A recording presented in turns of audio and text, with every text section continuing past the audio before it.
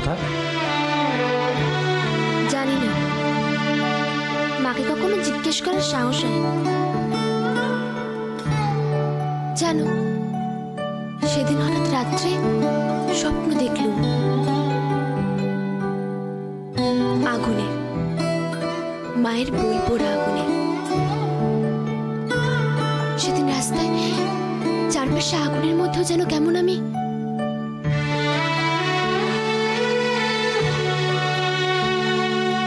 সুনির্মলদা, এখন আমার কি করা উচিত বলো তো? লেখাটা খোঁজা উচিত।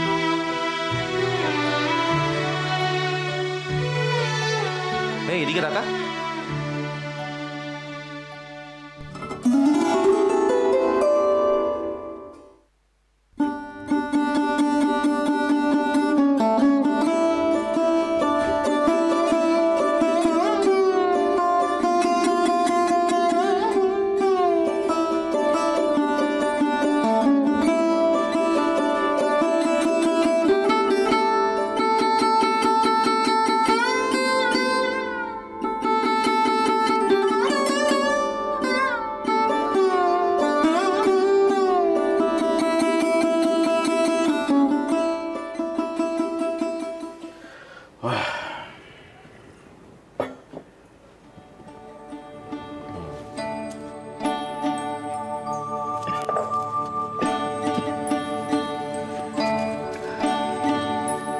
আমার কথা কেন কিছু ভাবলে?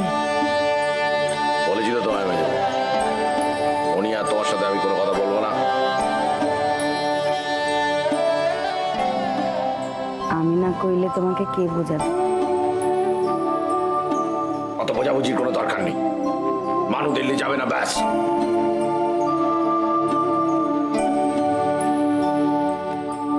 আমার কথা কান্না শোনো,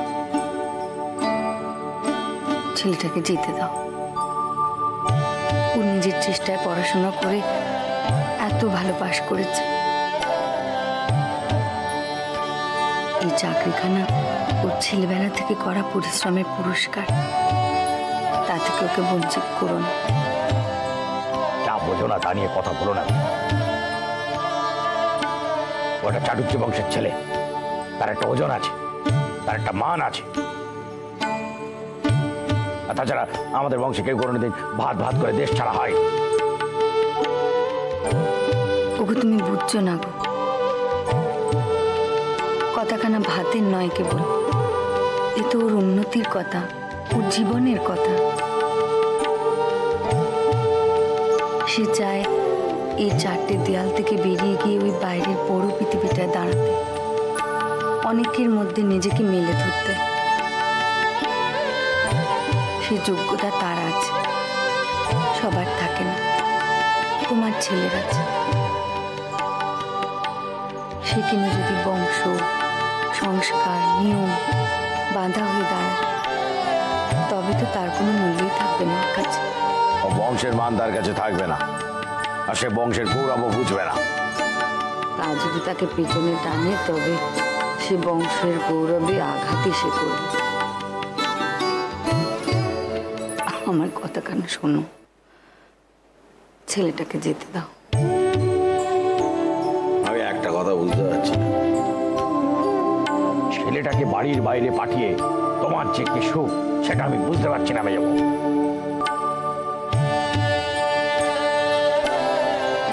সুখ হবে গো, ওর এই সুখী মুখটার দিকে তাকালে তোমারও সুখ হবে, আমার। আর তুমি কেন আগে কখনো হয়নি, বংশে কেউ করেনি, এমনটা নিয়ম নেই, কেবল এই গণ্ডিতে ভাবছ? তুমি তো নিজের হাতেই এমন অনেক কাজ করেছ যা তোমাদের বংশে আগে কেউ কখনো করেনি, করার কথা ভাবেও নি। তুমি তো করেছ। তোমার মেয়ে স্কুলে যাচ্ছে, তাই দেখে হয়তো তোমার বাকি মেয়েরা তাদের মেয়েদের স্কুলে পাঠাচ্ছে। তুমি তো প্রথম কাগজ এনেছ, আজ দেখো ওই বাড়িতে সেই খবরের কাগজের চল। কেন মনে নেই? চাঁপাকে যখন ডাক্তার বলেছিল বোতলে করে দুধ খাওয়াতে, তখন বাড়ির সবার হাসি ঠাট্টা গায়ে না মেখে তুমি তো বোতল এনে দিয়েছিলে। সবাই তখন হাসি ঠাট্টা করেনি। বাপের জন্মে এমনটা দেখিনি, আমাদের বংশে কখনো হয়নি, এমন কথা কয়নি? কি গো, কয়নি?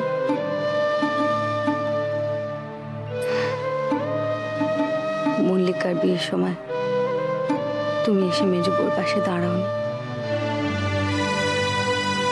তবে নিয়ম জিনিস কানা তো এমন নয় হিমালয় পাহাড়ের মতো, যা কিনা নড়ানো যাবে না।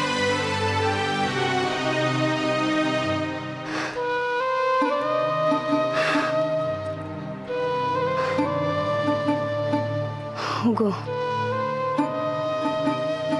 দেখো, এভাবে ছেলেটাকে আটকালে তুমি যে শান্তি পাবে না, আর ওরও সুযোগটুকু চলে যাবে। সারা জীবন তুমি তার কাছে অপরাধী হয়ে থাকবে, আর সে তোমার পানে চাইলে ভাববে বাবার জন্য আমার জীবনে যা চেয়েছি তা করতে পারলাম না। সে বড় যন্ত্রণার গো, বড় যন্ত্রণার।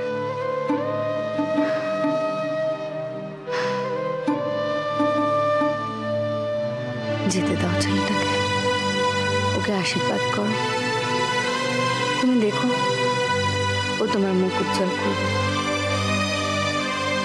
কি গো, কথা কইবে তো ছেলেটার সঙ্গে?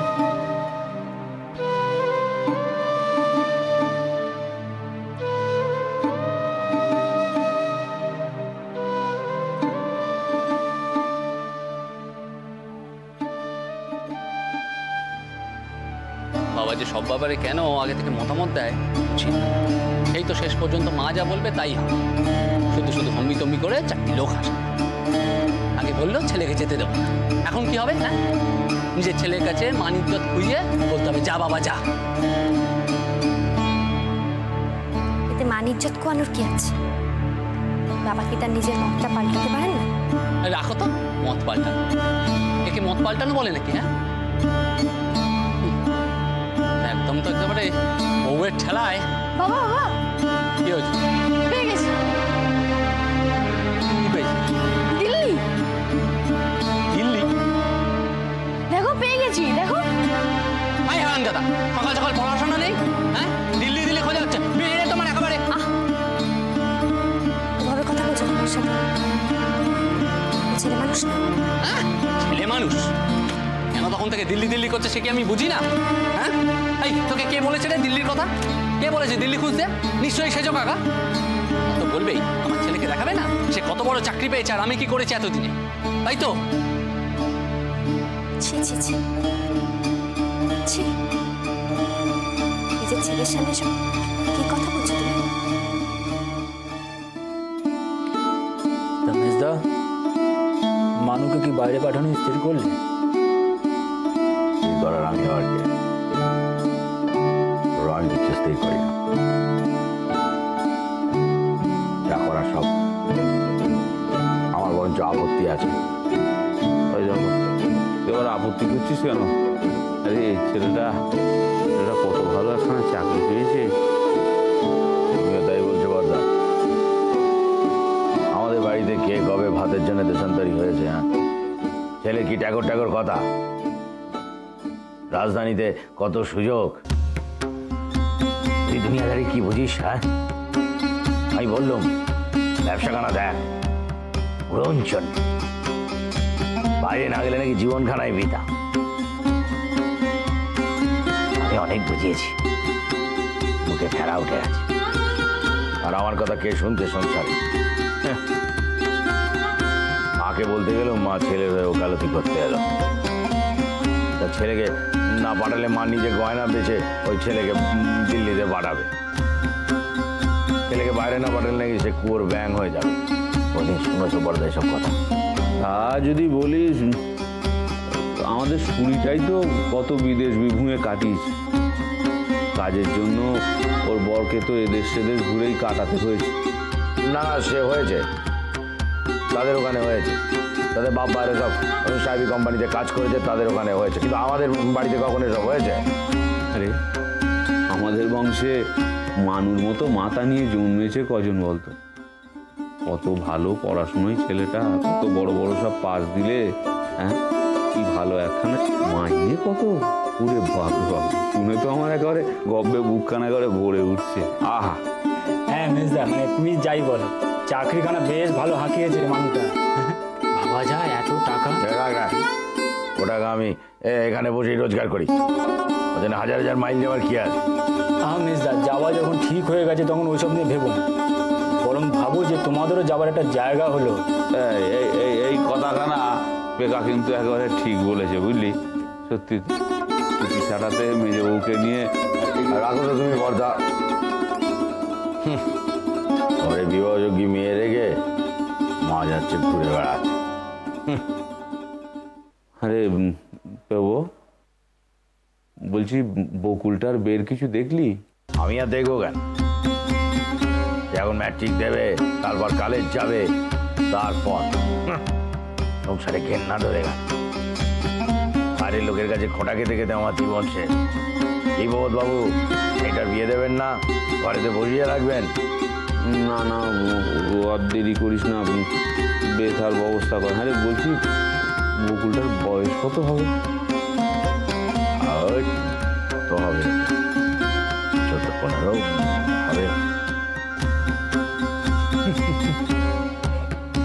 মেজদা, আমরা কি পাত্তর পক্ষ নাকি? হ্যাঁ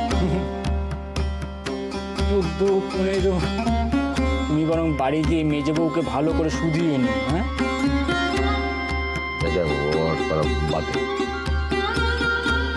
খবর কি?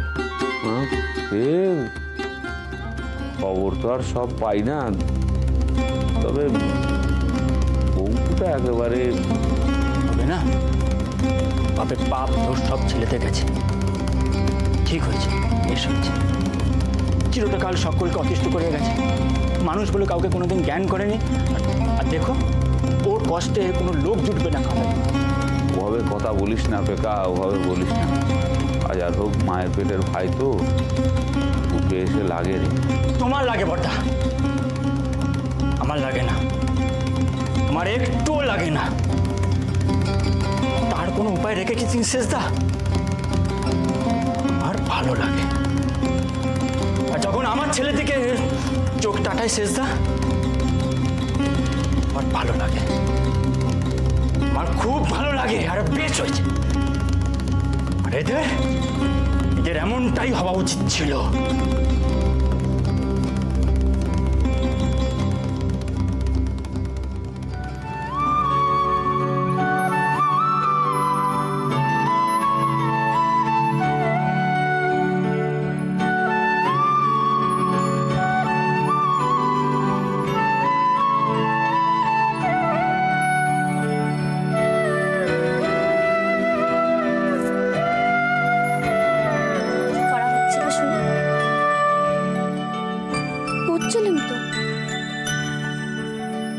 বুঝি দেখতে পাচ্ছ না? বুঝি পড়ছি। ও তা আজকাল বুঝি বইয়ের লেখাগুলো বাতাসে ভেসে ভেসে বেড়ায়? বড় বৌদি,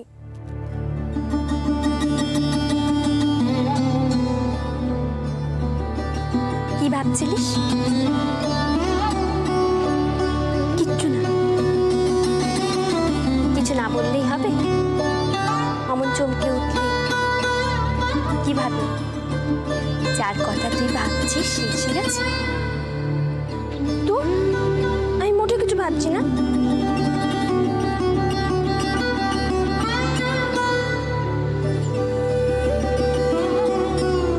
কিছু ভাবছিলিস না নাকি? যেটা ভাবছিলিস সেটা আমাকে বলা যাবে। বড় বৌদি, তুমি কিন্তু শুধু শুধু আমার সাথে এমনি করছো।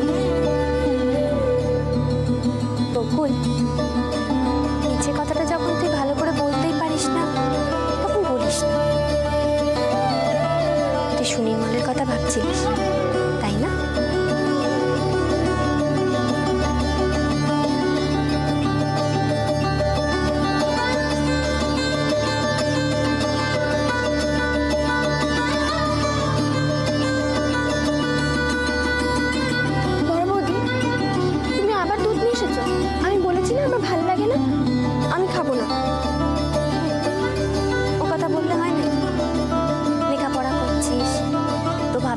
করছিস, আর তো কি করছিস?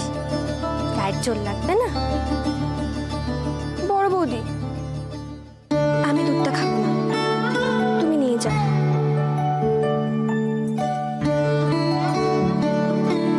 কথা বলাচ্ছিস, আমায় না হয় ফাঁকি দিচ্ছিস, কিন্তু নিজেকেও ফাঁকি দিতে পারবি তো? বিশ্বাস করো বড় বৌদি, তুমি যা ভাবছো সেসব কিচ্ছু নয়।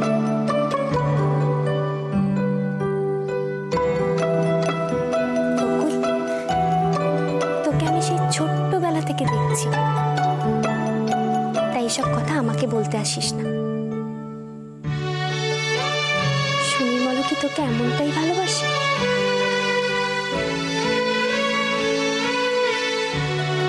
তুই যে মনে মনে অনেক দূরে গিয়েছিস সেটা আমি খুব ভালো করে জানি।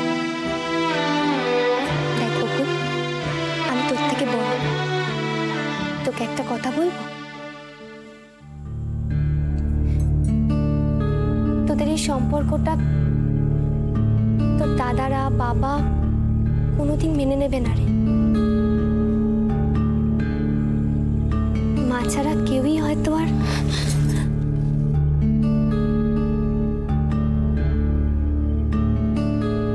তার জন্য তৈরি থাকিস।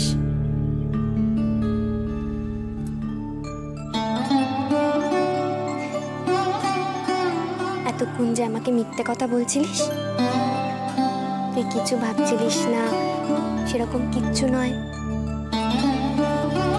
এর জন্য কি শাস্তি হবে বলতো? কি? এই 1 গ্লাস দুধ 1 চুমুকে তোকে খেয়ে নিতে হবে। তাড়াতাড়ি খেয়ে নে, খেয়ে নে বলছি।